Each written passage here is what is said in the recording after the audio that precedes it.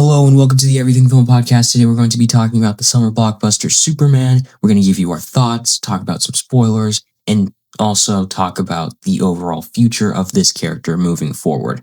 We're your hosts, Nathan and Ryan, and let's get started. So I think we should just jump right in. Ryan, what are your thoughts on the Superman movie? What are my thoughts on Superman?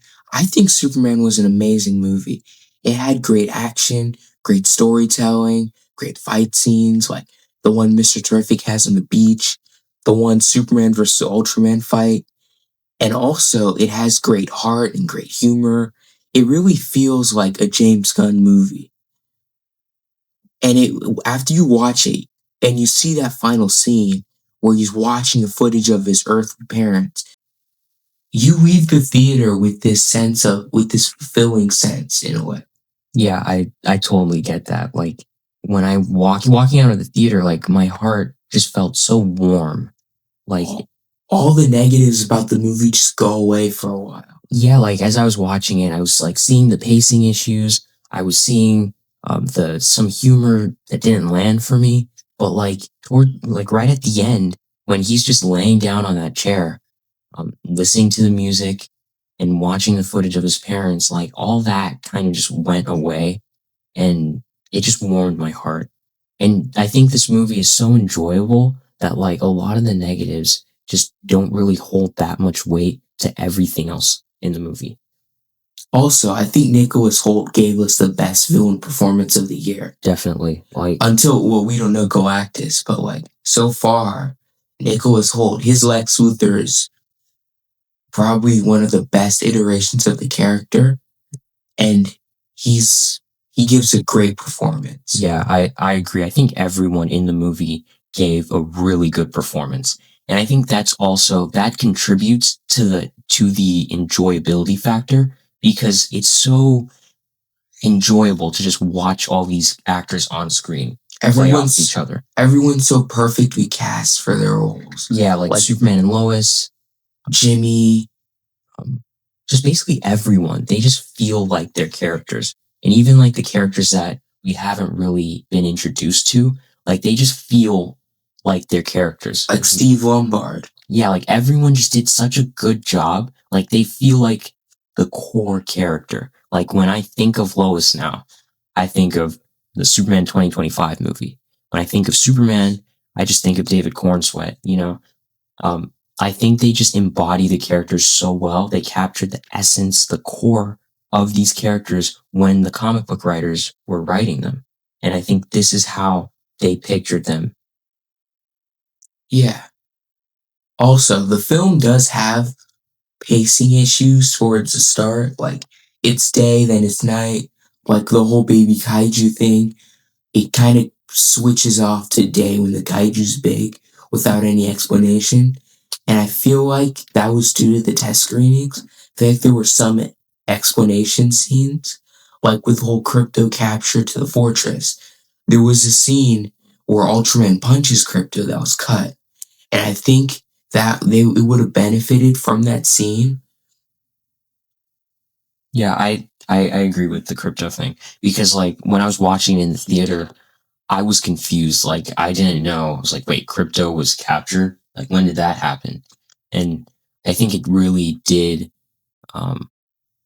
It really could have used that extra scene, and like a lot of the scenes that I feel like got cut, like the movie really could have benefited from them. I think like Ryan was saying, when it cuts from day to night, I think an extra scene there would have been helpful. It would have been really informative, and I feel like they were kind of informing us on the things that we didn't really need to be informed on, like the Green Lantern and the Hypno Glasses scene, and also just like the pocket universe that Lex creates. There's just like a lot of explanation scenes that don't really fit well into the movie, but I think putting all that aside, like it was a really good movie. Like I really enjoyed it. Yeah, like the score, it takes that old John Williams theme and revamps it up to a more modern feel. Also, the whole look of the practicality of the Fortress of Solitude, the fact that they shot it on snow, It really looks great. It looks believable. And there's like these hidden VFX details, like the snow on the crystals. It really looks great as a movie. Yeah, yeah, it does. And I think a lot of that goes to the color, just like the filter of the movie. The color grading. Yeah, like I promise you, you've never seen a movie like Superman unless you've watched Superman. Like it just looks so lively. Like it looks real, even though this is the most comic booky Superman we've ever gotten. Like it looks so believable, so real. Um, just with like the colors, it feels like that's how I see the world, and I think the movie really did benefit from that. And I think that scene where he says people were going to die, I think he kind of like he he kind of reminded me of like us the viewers when we were watching this, watching Superman, because like, you know, we're probably all thinking that Superman is saving people, guys. Like, you guys should be happy about this. He doesn't care about what country you're in. Um, he's just gonna save you no matter what if he can. So like I think the part where he gets frustrated, like I kind of got frustrated. I'm like, like guys, come on, give him a break. He's saving people. He's saving our kind. He's saving humans when he could just take over the world easily, Yeah. unless Batman. Also, this movie does a great job at setting up the DCU with tiny Easter eggs, like the Gotham sign that we saw. It sets everything up, but it doesn't overdo itself by like teasing a Justice League movie. It's letting them go at their own pace instead of Marvel. Like, I'm no hate to Iron Man, but it sets something up right off the bat. And like, especially some post-credit scenes don't pay off. Like Spider-Man Homecoming, that was 2017. We still haven't seen Scorpion, and it's been years. So what I like about this is they're they're only teasing things that they know they can promise instead of doing false promises. Well, I wouldn't count Scorpion out yet. I really feel like with Spider-Man Brand New Day that we could actually see Scorpion. Yes, but it's still been like 7, 8 years. But I don't really think that matters. Like if you know they could set something up in the future, like Age of Ultron set up Endgame. Yeah, I see. But like I also like how they're not forcing anything. They're letting the films be natural. And they're not like, we need a Batman movie. If somebody brings them a Batman movie, they'll make it.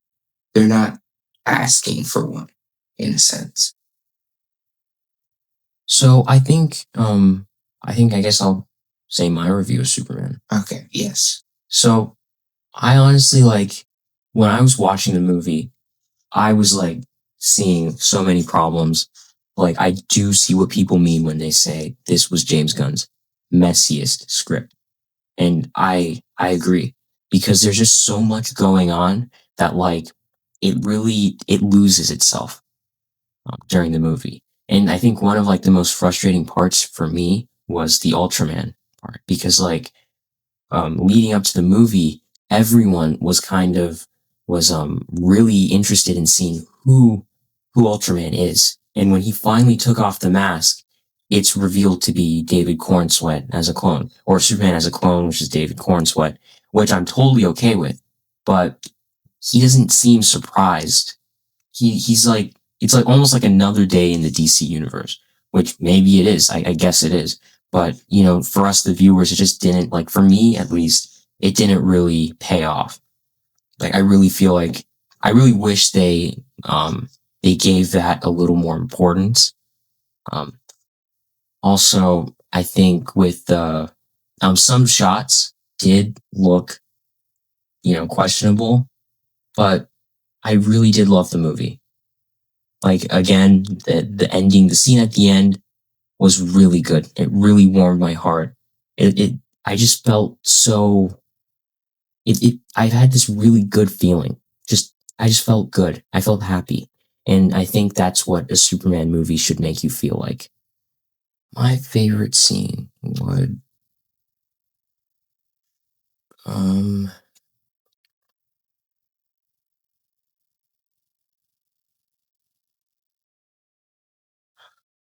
I really loved the baseball. I think it was the baseball court or Yeah, the baseball field. yeah, the baseball field. I really love that scene. And not like the action was really good and the scene, the cinematography was really good. But what I really love about it was that they showed that Superman isn't just a guy with super strength, um, laser eyes, um, like heat vision, frost breath. He's not like just an overpowered guy, alien from Krypton. He's actually a smart person.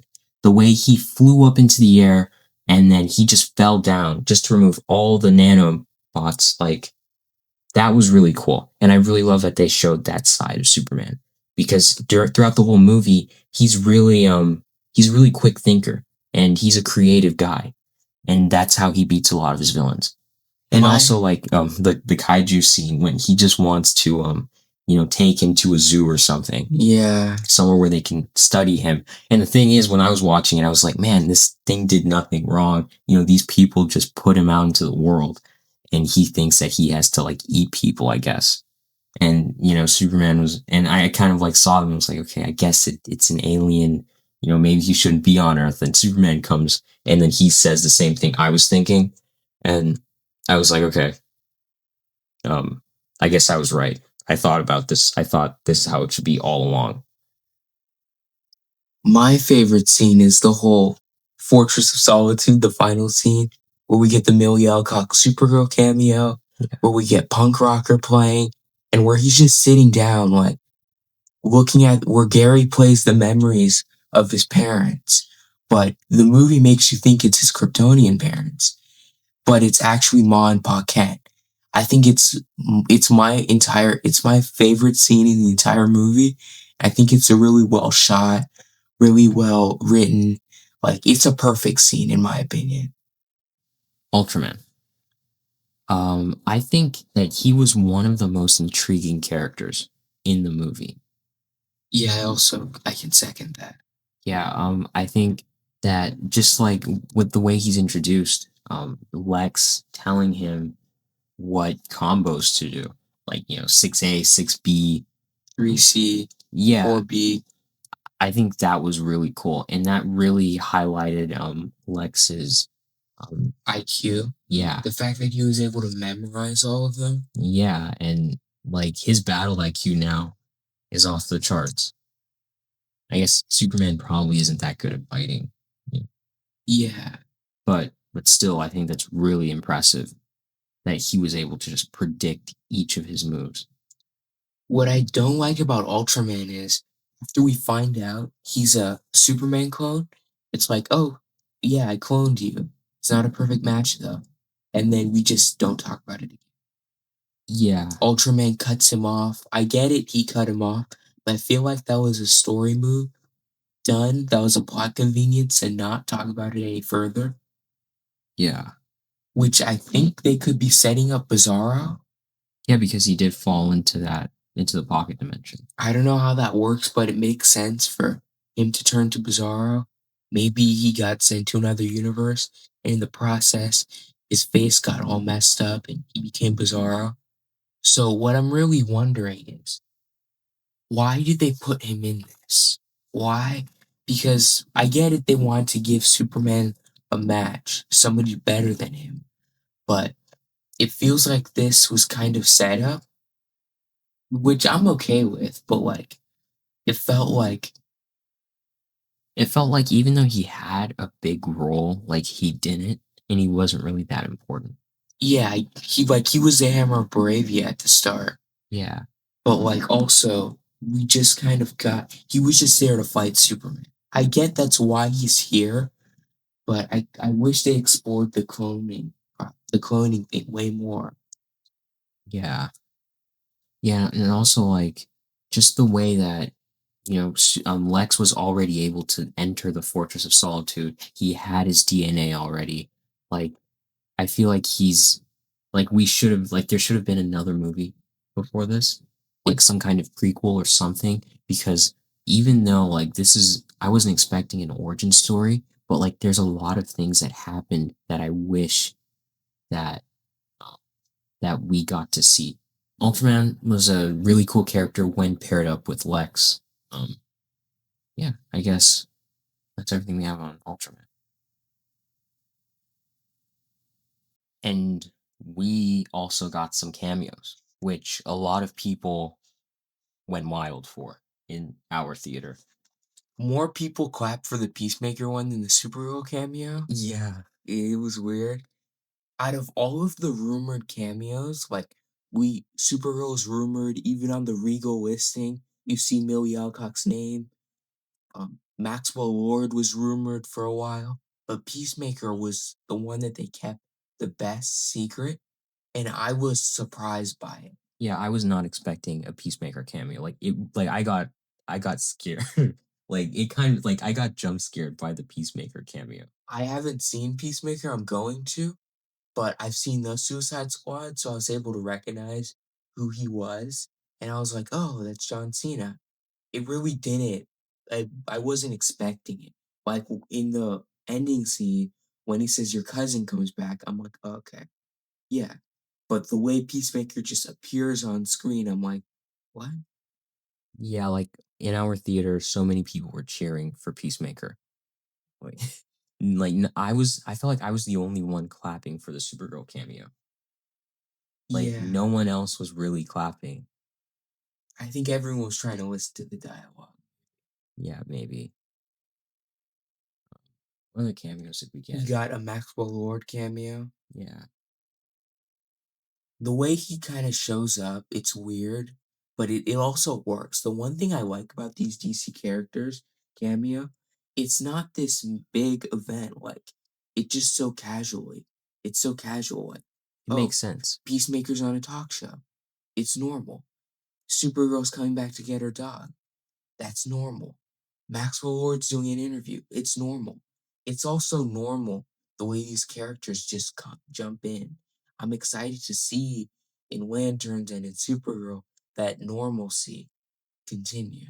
Yeah, I think I'm really glad to see that they're not afraid to own that this is one cinematic universe. Like everyone is in the same place. You know, some people might be in space, but like they all know each other. And I'm glad that they're not afraid to give people cameos that don't feel forced, but like that just feels normal, like Ryan was saying. Like they're all in the same world, they're all doing their own thing. Of course, Peacemaker would be on a talk show. Yeah, it feels like it would actually happen, and it's not a plot device to tease something. It just feels like, okay, we know it makes sense that Peacemaker shows up. It makes sense that Supergirl shows up. And it's given this casual explanation. Like, it's really well done. Yeah. Out of the three cameos, which was your favorite? Um, I'm gonna have to say Supergirl. Or Okay, me too. yeah, I think Supergirl. I don't think I need to explain Yeah. why. Peacemaker was also cool. Yeah, Peacemaker was cool. I think what made it really cool was like the theater just clapping for Peacemaker, And it, cheering for Peacemaker. It was um, like he was Batman or something. yeah. And it was really it was really, it was an extremely well kept secret. Like, we had no idea that would be happening. And it kind of gives us a bit of a more, it gives us more of a surprise to it because we knew, like, we expected Supergirl. I expected Maxwell Lord, but Peacemaker, it was just like, oh, it's Peacemaker. And it wasn't, there was no build up for months. Like, will Peacemaker show up like there was for Supergirl? It was just like so casual, which is, I applaud them for keeping it that secret. Yeah, yeah, definitely. So let's talk about the Justice Gang. What are your thoughts on the Justice Gang? I think that they were really well done, all of them. Although Hawkgirl did get kind of the short end of the stick, she has the least to do in this movie. She still has a few scenes, like when she killed the Baravian president. It's Yeah, like, that oh, was she's like, I'm not Superman. It's like, oh. And then Green Lantern, he has the whole scene where he's helping the people in Bravia. And then also Mr. Terrific. His whole fight scene on the beach was amazing. The song choice was great. Really felt like Yondu, Yeah. which which makes sense. It's James Gunn. So I think they were all handled fine. They were all handled great, and they all have the chance to go their own separate ways. And also, we got Metamorpho joining, which also had his moment in the whole prison scene. I think everyone had their moments, but I feel like they could have done Hawk Girl. They could have given her a bit more to do in this movie. Do you think so? Yeah, yeah, definitely. I don't really well, yeah, I think they could have I think they could have given her the fight scene that Green Lantern had. Like, they could have given like, dedicated some time there for her because we already got, like, a lot of him, like, in the earlier parts of the movie. So I think maybe they could have given Hot Girl, a scene there. But, Yeah, yeah, I would have loved to see her use, like, her powers, her weapons, the wings and everything, just her to see how maze. yeah, like, just to see how she fights, bad guys, I guess. I really love the feel of the Justice Gang. Like, they were well, Guy Gardner was was the only one making me laugh. Yeah, I think Guy Gardner and sometimes Mr. Terrific.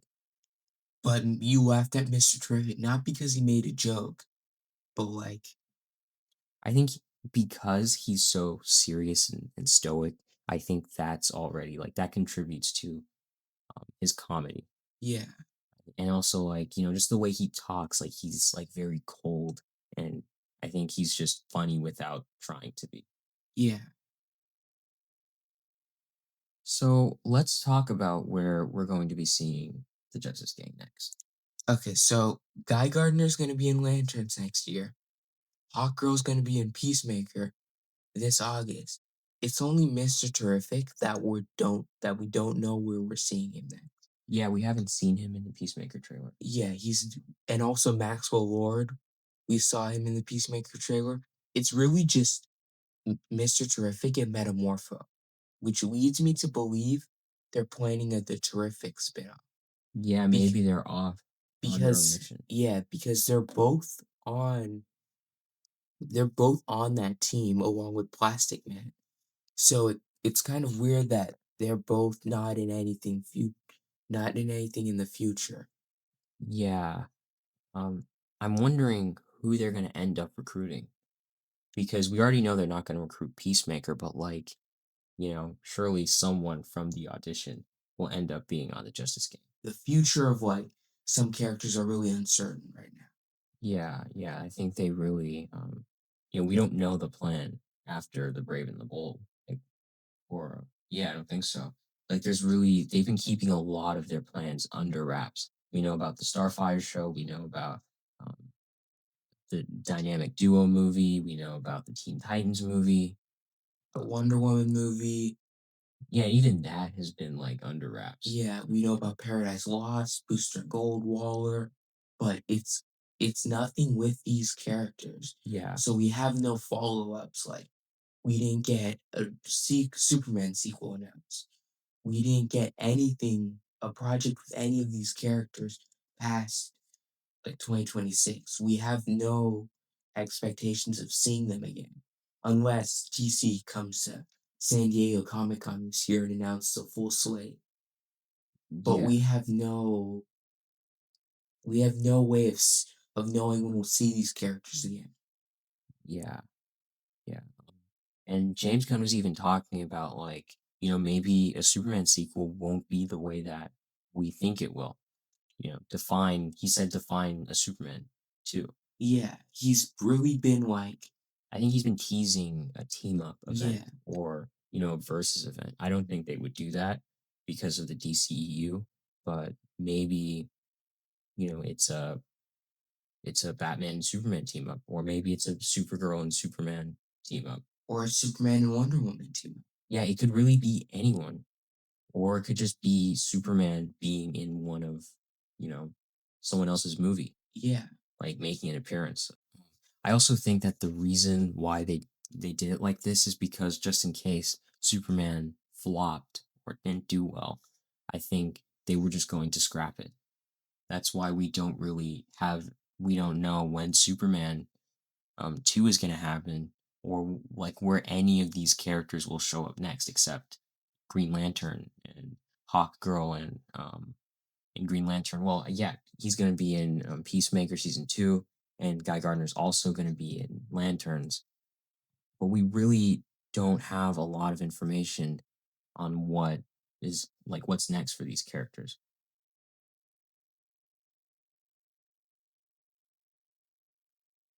So I guess let's talk about the future of DC. Yeah. So we have a quite a lot of projects that they have announced that they're either writing scripts for, that they're filming. So out of all of these, let's rank them. Let's let's look at them and just talk about them. So Sergeant Rock. I I can't talk about this character, to be honest. Like, I know nothing about him. Like, Yeah. I knew nothing about him when he got announced, and I still know nothing about him. Well, I guess I do know that he's like some kind of military person, Yeah. I guess. But like, I really know nothing about this guy. I guess he has a cool name, Sergeant Rock. But like, I really can't comment on this, Ryan. And I don't even know, does he get powers or something? I don't know. Like, I really know nothing about this character. So up next is Dynamic Duo. Okay. This is a movie I am really excited for because Nightwing is one of my favorite characters. I'm also extremely excited. The animation that they showed off looks cool. The screenshots that we saw look great. This can really be DC Spider Verse in a sense. Like this animated movie that they have that if a lot of people love will probably get a sequel, maybe. Yeah. Yeah, I'm really excited for this. There's a part of me that like wishes it was live action because I think that these characters would do so well in a live action movie, but I'm still excited for this. Like I really think that the animation could be better than the live action, just like Spider-Verse. I'm really excited to see these characters. I really love Nightwing, like I said. He's one of my favorite DC characters. And I'm excited to see Red Hood. Okay, next up is Starfire. This takes place outside of the TCU, if I'm not mistaken. So it's kind of going to be an origin story for the character that's outside. I'm not sure, but So it's outside of the DCU. yeah, I don't think this is the same Starfire we're going to see in the Teen Titans movie. So, a part of me is happy to see her origin story told, but I'm like, what is the point if we're going to get a different Starfire? And we'll probably never follow up with this one. We're just going to get a different Starfire, different origin story set in the Teen Titans movie. Yeah, I agree. I feel like they should have, like, if they wanted to give her an origin, which I would be like totally fine with watching.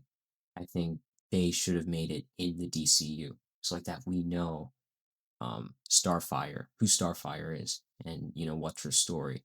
Because I really think that in the shows that she had a past that like we didn't really get to explore.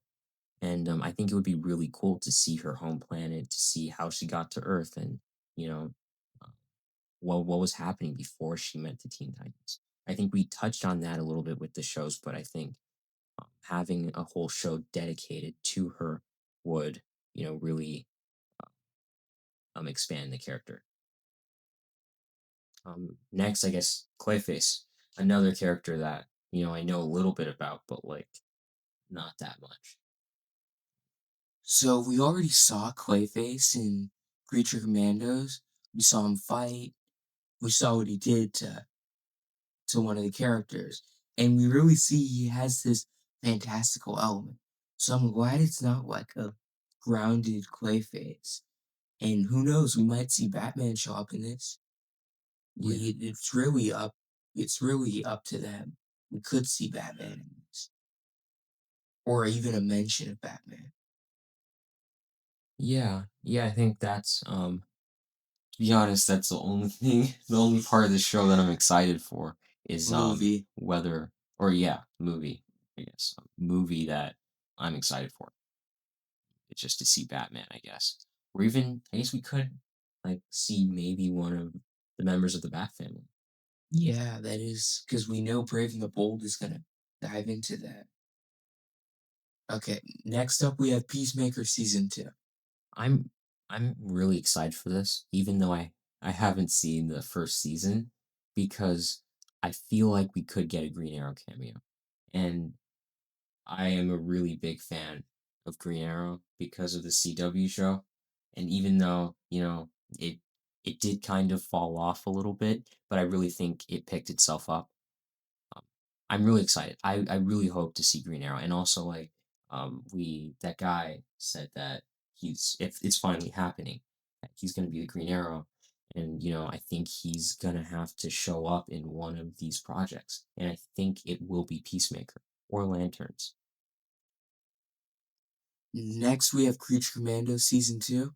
I love season 1. He hasn't seen it, so I'm extremely excited to see what they'll do to expand the team. We already know what happens at the end. It's sad. It's sad a lot. So I want to see how the remaining team members are going to deal with what happens, and I want to see what mission they'll have to go on this time. So to be honest, I got to episode 3. yeah, I got to episode 3. I wasn't really a big fan of it. But maybe I have to keep watching it, and maybe I'll like it more. Next is The Brave and the Bold. I It's Batman. Yeah, it's Batman. So, like, I'm extremely excited to see how they'll differ themselves from Matt Reeves, the Batman. Or if they'll differ themselves at all, like except from the fantastical element. What if it is Matt Reeves? I don't know. That means we'll never see Riddler again. Like, it's already, I think it's best to just cast a new Batman and tell new stories, but like, they need to find a way to tell the audience this isn't Matt Reeves, the Batman isn't DCU. It's Elseworlds. I think that's their major problem. Yeah, and I think even if people know, I think that will cause like a lot of problems just by there being two Batmen.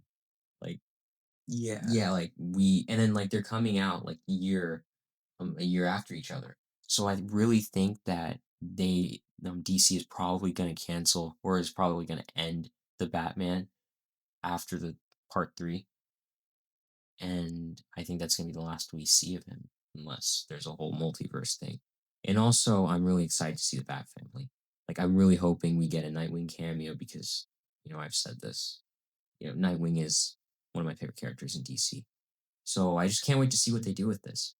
Um, Yeah, and I'm wondering if they're gonna bring back the Batman '89 theme for this movie because they did it, the Superman theme. So I'm wondering if they will bring that one back. I guess next we have Booster Gold. Booster Gold is the story seems interesting, but James Gunn said that it's not quite ready yet. So it's making me think that we'll see it 2028, 2029. He really does seem like a cool character. And and I'm hoping to see how if we'll get Ted Kord as Blue Beetle in this. Because I know they're good friends in the comics. And we already know Ted Kord is alive now. So I'm wondering if we'll get that cameo. Yeah, this is another character that I know really little about. I um like when it got announced, I knew nothing about this character, but I know that he's a time traveler. He's kind of a loser in the future, and he comes back in time to use all the technology from the future in the past, and he basically becomes famous, I guess. So yeah, that's all I know, and I think he has a cool suit. I think. Next we have Waller. I think this show has potential. I think it has a lot of potential because Waller, I would love to see her origin. Like, how did she become so heartless? Like, I, I would love to see it. Um, yeah, I'm wondering who could even show up. because I think there's a lot of street level heroes that could maybe show up, like Green Arrow, maybe. Because she was in the Green Arrow show, so I mean, maybe like in the comics, I don't know if they like cross paths a lot, but like, I think that would be cool. We could also get, I guess, more fantastical heroes or villains. Yeah. Yeah, I'm wondering, like, is it an origin or will it be like what's happening in present day? Next up is the Authority. yeah. I don't know what this is. I should have done my research before this. The Authority is basically the engineer forms a team of superheroes who will save the world no matter what way they have to go about it. And it's kind of like political and everything. Like anti-heroes. Yeah. And the engineer, we don't know what happened to her in Superman. So I'm unsure if she's gonna join the team or not. I think she will, but like we don't know for sure. Okay. Next up is Paradise Lost. I'm like, it's just kind of weird that we got this announced before Wonder Woman movie announced. I guess like we know that they're working on a Wonder Woman movie, but like, I guess I'm wondering if this is gonna tie into Wonder Woman. Like, I don't know if this takes place in the past. Yeah, it's a prequel about the people in Themyscira, how they came to be, I think, if I'm not mistaken. So I guess that could be cool. I'm not like that excited for it because I don't really know any of the characters. I guess from the Wonder Woman, like the DCU Wonder Woman movie, I guess I know about her mom and then I guess her sister or something. But I guess it could be good. Yeah. Now we're on actual Wonder Woman. I'm excited to see what they're gonna do. I hope they cast the right Wonder Woman, and I'm really hoping that this can redeem the character because I know there's a lot of people who aren't a fan of her after Gal Gadot's portrayal of her in the whole Snyderverse. So I'm hoping that this can redeem the character and we can get an amazing Wonder Woman movie. Yeah. Um, I think she could be a cool character. I don't know that much about Wonder. Well, I know like about her, but like I feel like I don't really know that much about her like I do Superman or Batman. And I think if they do this movie, I think they should really show us, just like they captured Superman. I think they should do the same thing for Wonder Woman because she's one of those characters. I think she has a complicated past, um, how she came to be, and just where she comes from. And I think it could be really interesting if they do it right. And now we're on to Swamp Thing, which kind of feels like Clayface a lot. They're both horrors about Batman villains, and it's kind of weird, but I'm also okay with it as long as I heard they said they had a great script for both of them. And I believe the director of Logan is doing Swamp Thing. He's either doing Swamp Thing or Clayface. So I'm excited to see what they do with Swamp Thing. Yeah, and I'm also wondering, like, are they giving these villains movies so that they can be in a Batman movie? Yeah, I think that's a cool way of setting it up. It's a really creative way, but I'm also hoping we get a Batman movie before we get 20 Batman villain spin-offs. Next up is Supergirl.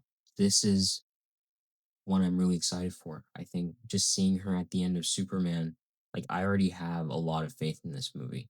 And also like the poster that we got, I think that kind of showed a lot about how this movie is going to feel and I'm totally okay with it. I love that they instead of look up, it's look out. And I think that alone like sets the tone of the movie. The movie's adapting my favorite comic book, so I'm really excited to see what it does to the story because it's not like the story is in a movie format, but it's kind of like it would be a really long movie. So I'm excited to see the way they wrote it in and formed it into a movie. And we're also getting Jason Momoa as Lobo. So I can't wait to see what he does with Lobo. And I'm extremely excited to see this version of Supergirl. The suit looks amazing. The movie looks great, and I'm glad that they're starting the marketing now, so that so that people can know. I think yeah, I think a lot of people don't like give that importance to Supergirl. So I think that they should market this early and get people excited. Because we haven't had a good Supergirl movie. That movie with the movie set in the Christopher Reeves universe is not that great. So this would do the character justice. Yeah, I'm I think this movie can be really good. I think it can be great because I think there was like very few portrayals of Supergirl. One, and I think like with the story that they're telling, it's like we haven't seen this before except in the comics. So I'm really excited to see what they do with it, and I think it could be better than Superman. I also believe that it will be. Yeah, because like in the CW verse, we got like the that Supergirl was more established. She wasn't going to planets with red suns. Yeah, she's more mature. Yeah, way more mature. Um, in this one, we're gonna just see like the opposite of Superman, I guess. Yeah, which makes sense because Superman got it easy compared to what happened to her. Yeah, Because, like, Superman, he was a baby. He knew nothing about Krypton until he watched these videos. But Supergirl, she spent 12 years of her life on there. And she was like, she knew about their history. She was basically a part of it. and also like she was sent to protect Kal-El, and she wasn't able to do that. Like she failed. Their pods got separated, and I think that also contributed to a lot of um, the issues that she has. Okay, next up we have Lanterns coming out next year. I'm really excited for this because I feel like the Green Lantern characters, like most of the characters on here, haven't been done justice in live action. Like the Lantern characters, the Supergirl characters, the Wonder Woman characters, all of the most of the most of the projects on the slate are characters that haven't had a great adaptation, like the Teen Titans characters. Every time we get like Robin in live action, it kind of looks like it's not the best.